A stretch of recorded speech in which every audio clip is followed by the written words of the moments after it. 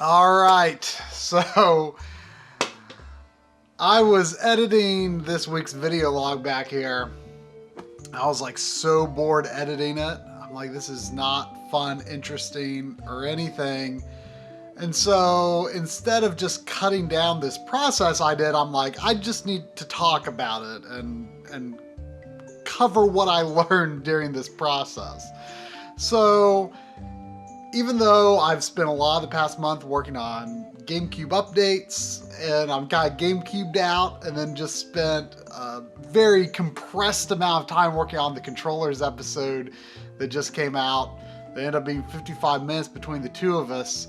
I'm controllered out. GameCubed out, controllered out, and yet, for some reason I had it in my head that I wanted to do this. I wanted to put a left GameCube stick in the C stick position. I saw years ago something about how the caps for the sticks have the same shape, the same hole that you can put it on the peg or whatever. And I'm like, I want to do that. I didn't do any research, didn't look at anything while I was doing this process. I just wanted to take parts from a few GameCube controllers and make a so-called ultimate controller, and somehow this ended up literally taking all afternoon, and I was just kind of annoyed with myself by the end of it because I'm like, why did this take basically my entire day? It doesn't look like it should. So what happened was that morning I bought a fresh Smash Brothers Ultimate branded GameCube controller at GameStop. They're $30, which, you know, I feel that's not too bad. I mean, that's about the fair price, I would say, for it. They could easily charge probably $40 given, you know, the presumed demand for GameCube controllers for Smash. Personally, I've never understood the obsession with the GameCube controller for Smash. I love the GameCube controller. I think it's great for a lot of games, but for all the new Smash games, I've just used whatever the default controller was for that system. I'm sure there's something about the specifics of how the shoulder buttons work. I don't understand it. I don't understand it. I don't think this controller offers a specific advantage for Smash, but I love this controller. Love the GameCube controller, love the face button layout. But C-Stick, you know, that's always a weird thing. So I bought this new controller, and that's what the back half of this controller is. I didn't set out to make a two-tone controller, but that's what I ended up doing. So the back half of this is a fresh controller. The board inside is the fresh controller as well, which they have longer cables than, considerably longer cables than the controllers that were sold during the GameCube's day. They started doing that, I know that at least in Japan, there was a white controller, which I bought, that had a longer cord.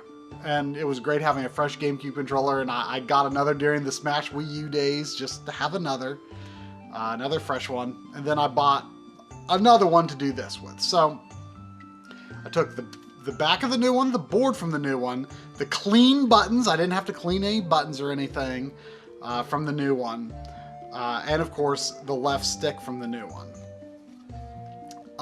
And then a face from I don't remember if I bought it at launch, but I definitely bought it like within the first couple months. The indigo front here. And I took, if you look at the shoulder buttons, really if you just listen to the shoulder buttons of a GameCube controller and sort of click them next to your ear, you'll on a lot of them, especially the newer ones, you'll hear this sort of this echoey sound. And it just sort of almost sounds like something's going to break. Something about it doesn't sound right to me. And I did look up, like, if there are any differences between the controllers and the new and the old ones. And apparently one of the differences, and I verified it for myself, is that the old ones have this sort of metal rod mechanism that's part of the R&L.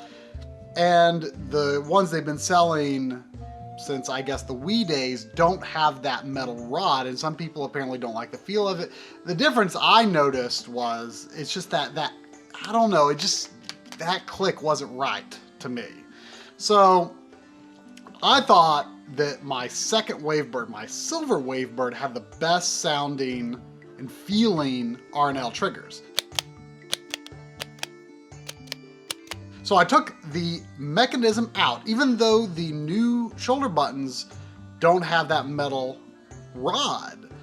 They have the place to snap it in. So I took those, put them in. So it's the shoulder mechanism from a Wavebird with the new buttons, the indigo faceplate, and then from my white Wii era GameCube controller, I took the left stick. And in fact, maybe I have some regrets about this. You might be able to tell that the white one had a lighter colored stick.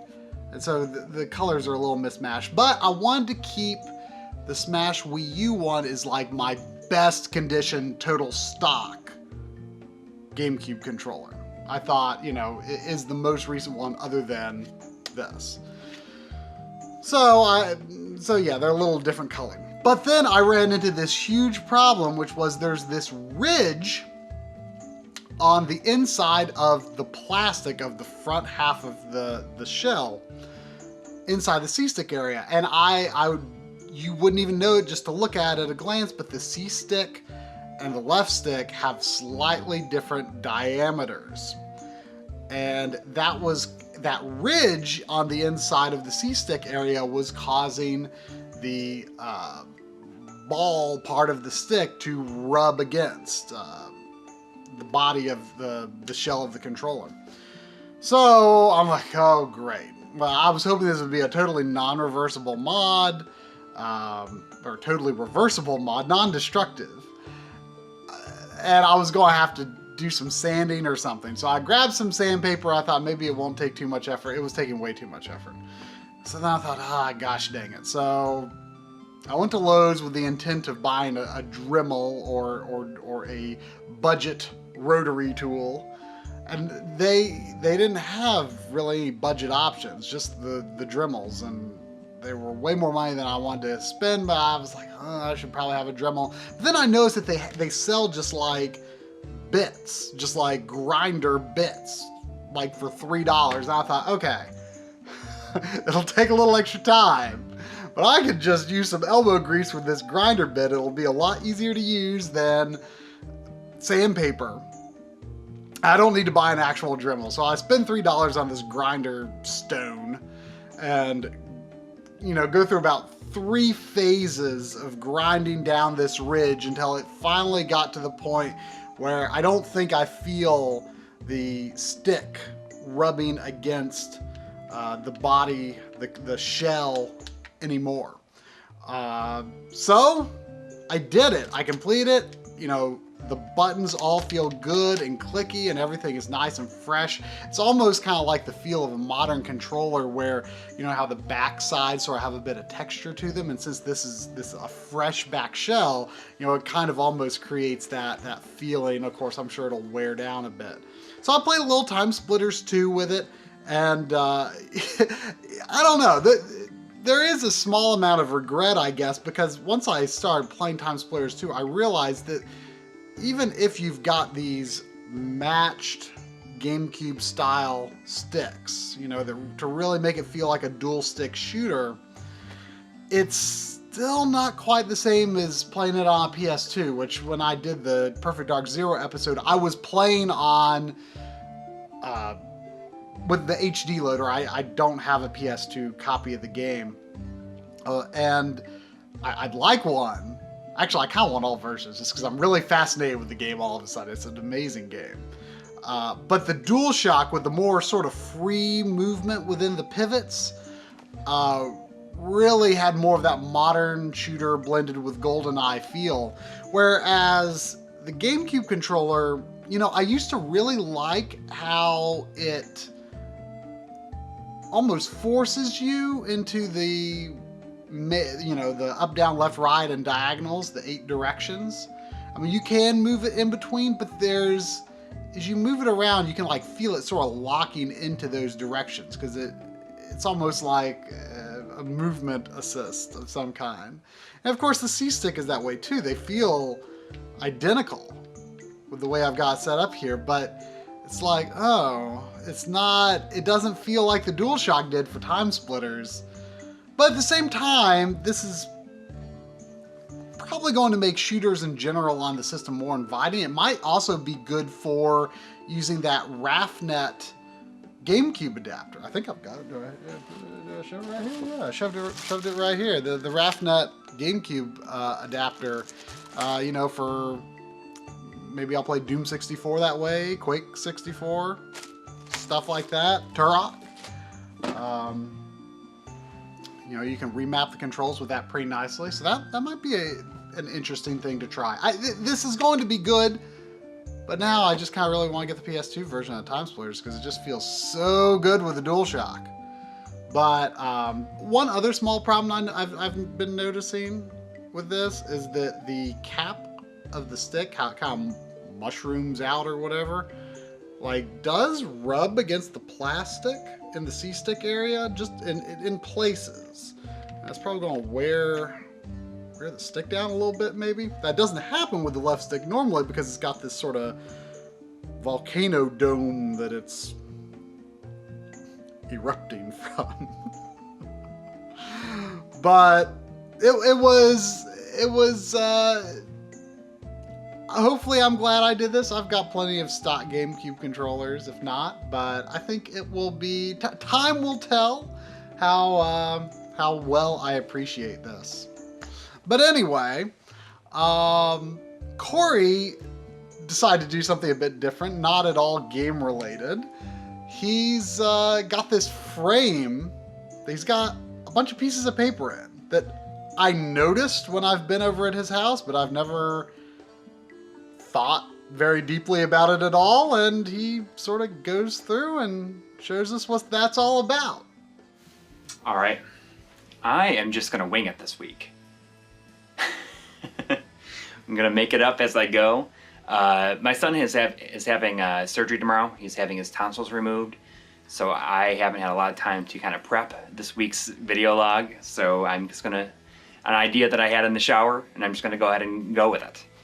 This right here is probably about 99% of the concert tickets I've ever been to.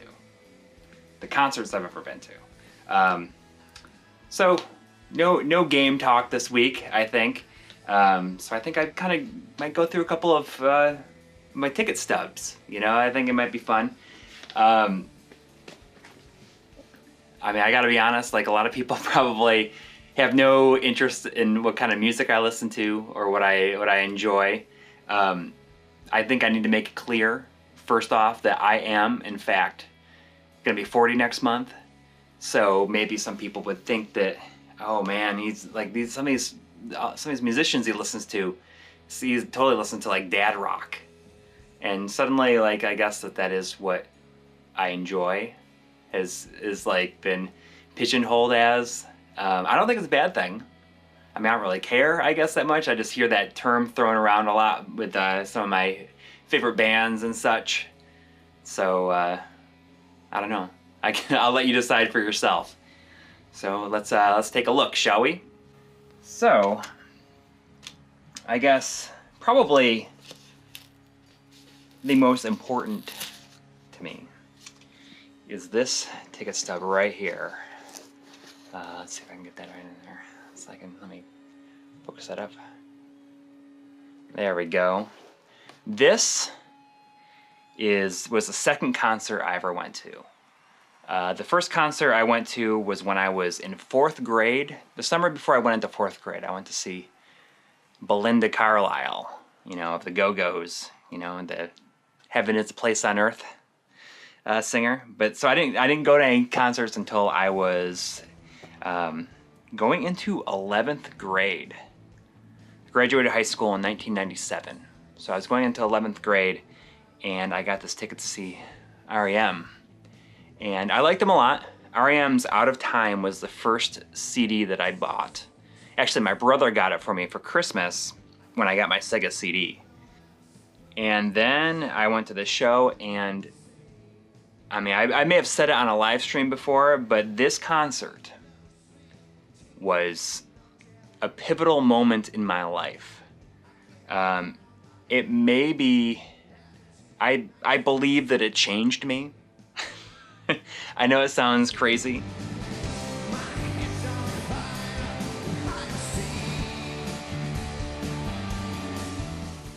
But the summer before I saw this, before I saw them, I'd gone through some big life changes. I lost a bunch of weight, felt really good about myself.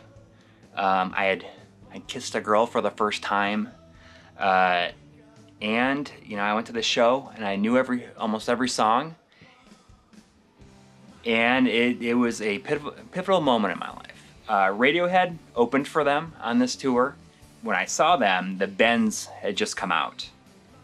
So this was July 2nd, 1996, where I saw Smashing Pumpkins, again at the Buffalo Memorial Auditorium. And this was about a month before the keyboardist, their touring keyboard player, OD'd, and then they kicked the drummer out of the band, who is also my favorite drummer of all time. So I feel like I saw them at a time like right before everything kind of changed.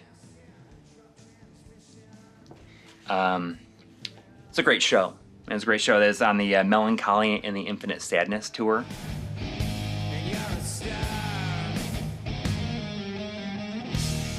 Yeah, I mean, it was the band Garbage opened for them. It was right after their first album came out, and that was a great set as well. And I would go on to see Garbage again, probably about 2.5 years later. I'd see Garbage at the Agora Theater in Cleveland, and it's a really good show too. It's right after the album version 2.0 came out, and I was like right up front against the gate, and that was probably the last time I was ever like that close during a show.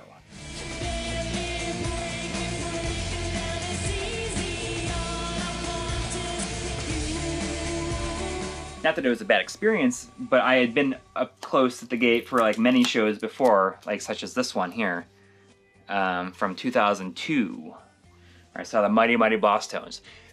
So the Mighty Mighty Boss Tones, somehow I've seen them maybe more than any other band in my life. They played in Buffalo a lot, and I had a lot of friends that were really into them, and I liked them a lot too. I don't know, they just happened to be playing at all these different festivals and stuff that I would go to throughout the years living there.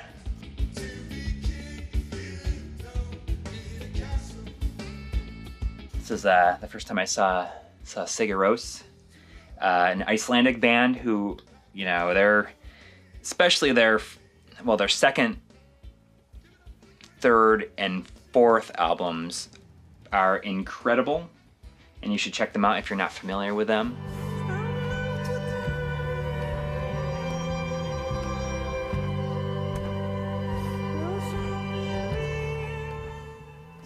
Inexplicably, I've seen Blink-182 a couple times. I think I saw them 2 days in a row. It was June 3rd, 2000, and June 4th of 2000. I saw them in Buffalo and then in Ohio, and I don't know why. I like them. I liked them. But I think it was my friend Chris that was like, he really wanted to go. Here in Cincinnati, I got a chance to see, finally, I got to see Pearl Jam. I'm a fan. Especially like their first 4 albums, I love a lot. That was a great show. It was the first show I ever went to that had no opening act, and they just played for 3 hours straight.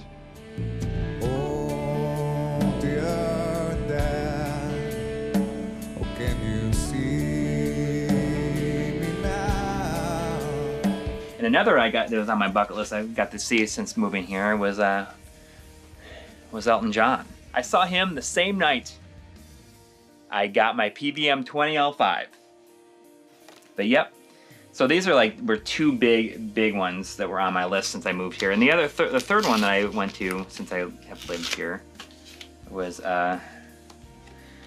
Jimmy Eat World Eat World on their Futures tour, where they were playing the entire Futures album. It's definitely my favorite Jimmy Eat World album, so I had to go to that.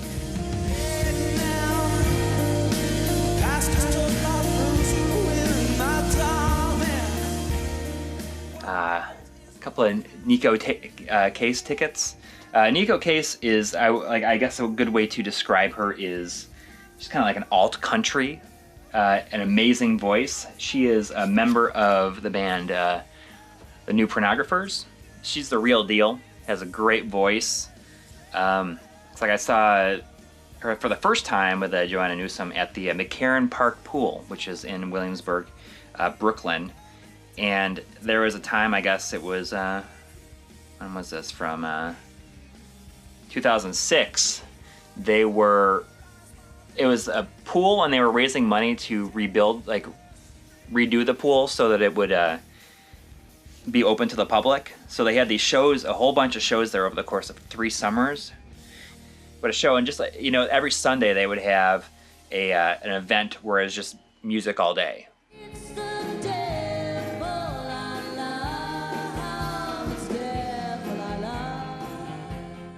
Another similar artist is Nicole Atkins. You should check out the album Neptune City, which is a great album.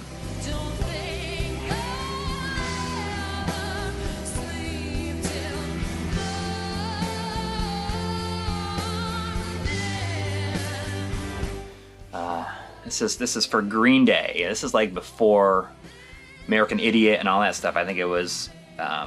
So it was 97. I saw him. It was at a gymnasium at the I think it was Erie Community College. But man, Green Day was big. Was big for me. I played drums for a while because I just thought that the Green Day drummer was so cool. I mean, how could you not? And that was a good show. I don't remember really much about it.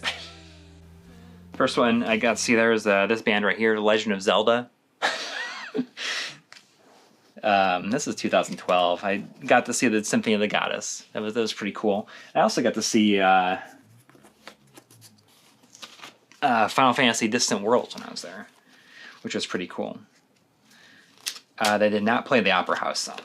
There was like another one. It was like the ending battle theme from 6. It was either that or the Opera House that they play usually. I got to see a lot of people when I moved to New York. One of those bands is one of my favorite bands. Is band Broken Social Scene.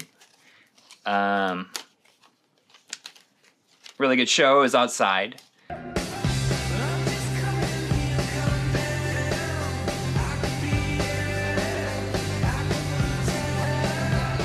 But this is a great show, and this is when their self-titled album came out, and their song Major Label Debut, the fast version, not the slow version that's on the album, is maybe my top 3 favorite songs of all time. Another band who has a song that's in my top 5 favorite songs is probably is the Go Team. Like, a lot of people might be familiar with the Go Team because they had maybe the most well-known song in Little Big Planet, and the first one, which is how I kind of discovered them. But the album Rolling Blackouts is a great album, and that's one that has Buy Nothing Day.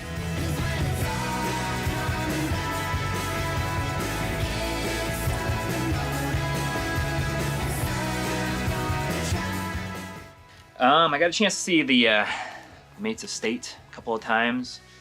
Mates of State, if you're not familiar, it's a husband and wife duo, and my wife really likes them. And our husband and wife dance at our wedding was to their song called I Like You Crazy.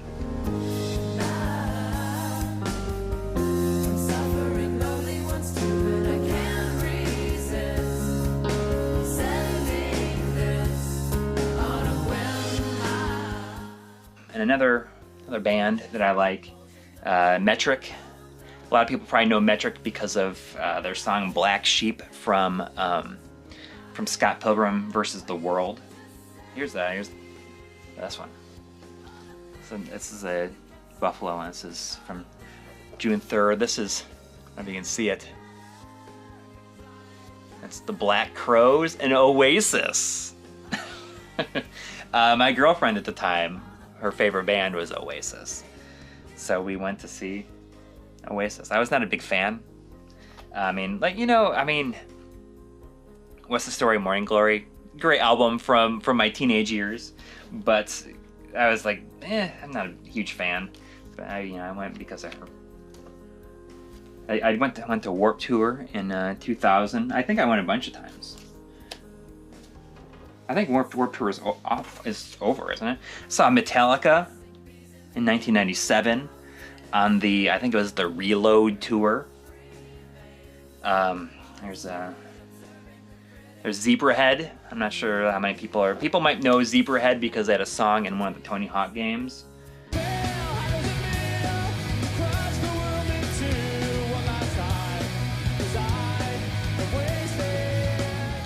I think they're pretty good, or they were. They were good. Like, I think it was after I saw them when their album MFZB came out. They kicked the singer out of the band, or he left the band, and I haven't listened to him ever since. I don't even know if they're still around. Here is the Album Leaf. The Album Leaf is who opened for Sigur Rós when I saw them the first time in Ohio that I talked about earlier. I saw them again in 2006 when I lived in New York. If you have a chance to listen to the album A Safe Place, that is a great album. It is my definitive fall album. I listen to it every year, when the leaves start falling, and it's like it's warm out, but it's like kind of coolish. And that album is one of my favorites.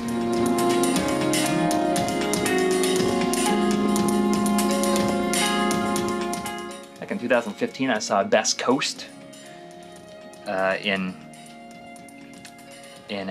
Columbus. I'm a big fan of Best Coast, especially their second and third albums.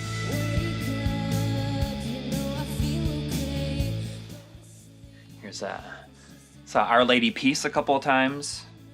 Edgefest was for 103.3 The Edge in Buffalo. Was like the was the station to listen to. And then I saw him again October 24th, 2002, which was this at a point where, I just finished college, and my longtime girlfriend and myself had just broken up like a week before this. And we had tickets to this. And we both went separately. And that was kind of our first time, like, ever since, like, breaking up, that we saw each other for the first time, and I think that might be the last time I ever saw her. And that was, it was 2002. 16 years ago. We were together since I was a senior in high school, which was 97. So, it was a good 5 years. And holy cow, I was wrecked after that for a long time, but it was a big experience for me because I learned I became who I was supposed to be. So, there's a few others here, but I'm not gonna go through. I don't know why I have this in here. This is for Tour of the Universe from 1990. I don't know. There's a thing I think it was at the CN Tower in Toronto, but this is August 1990. Well, that's certainly something I don't have. I used to have a little mini treasure chest full of movie ticket stubs, and I just stopped even collecting them because after a while I noticed that, new movie tickets, like the print fades on them after like a year. Like, it's awesome that we've got those kinds of durable mementos from back in the day, but not anymore. The only 3 concerts I think I've ever been to are, I went to a John Williams concert in Philadelphia, a the Legend of Zelda orchestral concert in Atlanta and a Pokemon concert in Philadelphia. Pokemon orchestral concert. The interesting set of circumstances that led me there. And I have never really developed an appreciation of music just purely for music's sake. It's always, for me, it's always about the association with something else that I enjoy. So I've always gravitated toward like movie and video game music. I've got very limited, narrow taste in music. So it's interesting getting to see that side of Coury that is so far beyond my cultural understandings. But anyway, this week I'm working on capturing and writing stuff for our big Wonder Boy blowout episode that we've been kind of playing for years. We're finally ready to do. We mentioned on the stream this past Sunday that we've got review codes for Monster Boy, and last night I really hit my stride in it. It is super good. It is super good, and I've reached the point where I just don't want to stop playing. So hopefully I can beat that soon. We'll have a lot of video record for that, and also dive into just grabbing a bunch of stuff from all the other Wonder Boy and Wonder Boy adjacent games. We're really excited about that episode. Meantime, Coury's working on the Japan thing still. That's a big project. And next week I'm going to pick up back on the GameCube updates video and hopefully get that out to you the weekend of the 8th if everything goes smoothly. So that's the intent. Those are the plans. I'm sure I'll be using this controller while I'm working on that GameCube episode. And yeah, have a good December.